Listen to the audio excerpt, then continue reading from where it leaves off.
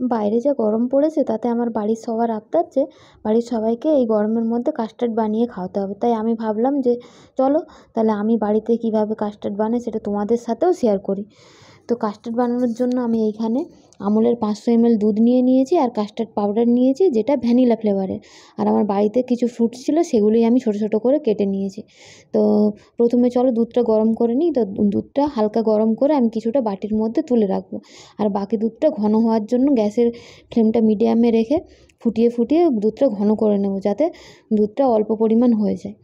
তো এরপর কাস্টার্ড পাউডারটা আমি ওই দুধটা যে বাটিতে তুলে রেখেছিলাম ওর মধ্যে গুলে নিয়েছি। 2 চামচ কাস্টার্ড পাউডার দিয়েছি, দিয়ে ভালো করে গুলে নিয়েছি যাতে দলা পাকিয়ে না যায়। তো এরপর দুধটা আস্তে আস্তে ফুটিয়ে ফুটিয়ে আমি কমিয়ে নিচ্ছি। তো আস্তে আস্তে ফুটিয়ে ফুটিয়ে দুধটা কমানো হয়ে গেলে এর মধ্যে আমি পরিমাণ মতো চিনি দিয়ে দেবো। আমি এখানে অল্প পরিমাণ চিনি দিয়েছি, যেহেতু ফ্রুটসগুলো মিষ্টি হতেই পারে। তো আপনারা চাইলে আপনাদের টেস্ট মতো বেশিও চিনি দিতে পারেন। আমাদের বাড়ির সবাই হালকা মিষ্টিই খায়, তাই আমি হালকা মিষ্টিই দিয়েছি এতে। তো এবার দুধটা ভালো করে আবার চিনিটা দিয়ে ভালো করে ফোটাবো। ফোটানোর পর এর মধ্যে আমি কাস্টার্ড পাউডারটা যেটা গুলে রেখেছিলাম ওটা দিয়ে দিলাম, দিয়ে ভালো করে নাড়তে হবে। দেখো আমার দুধটা কত ঘন হয়ে গেছে কাস্টার্ড পাউডারটা দেওয়ার পর।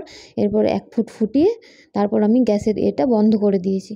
তারপর অল্প পরিমাণ ঠান্ডা হলে আমি এটা একটা কাঁচের বোলের মধ্যে ঢেলে নেব। কাঁচের বোলের মধ্যে ঢেলে এরপর আস্তে আস্তে এর মধ্যে আমি সব ফ্রুটসগুলো অ্যাড করে দেবো। যেমন আমি আমার বাড়িতে যেই ফ্রুটসগুলো ছিল সেগুলোই নিয়েছি। এখানে আমি আমার বাড়িতে ছিল আপেল, সেগুলো আমি ছোটো ছোটো করে কেটে নিয়েছি। বেদানা, স্ট্রবেরি, আঙুর আর আম, আমি এগুলো দিয়েই করেছি। আপনারা চাইলে এর মধ্যে বিভিন্ন রকম ড্রাই ফ্রুটসও দিতে পারেন। আমার বাড়িতে এই কটাই ফল ছিল, আমি সেই জন্য এইগুলো দিয়েই করেছি। এরপর ভালো করে এদিক ওদিক করে নাড়িয়ে তারপর ওপর থেকে ডেকোরেশন করে এগুলো আমি ফ্রিজের মধ্যে 2 ঘন্টার জন্য রেখে দেবো। 2 ঘন্টা পর এটা যখন ঠান্ডা হয়ে যাবে এটা খেতে বেশ ভালোই লাগবে। আশা করি এই গরমে এটা খেতে খুব ভালোই লাগে। খেলে একদম মন জুড়িয়ে যাবে।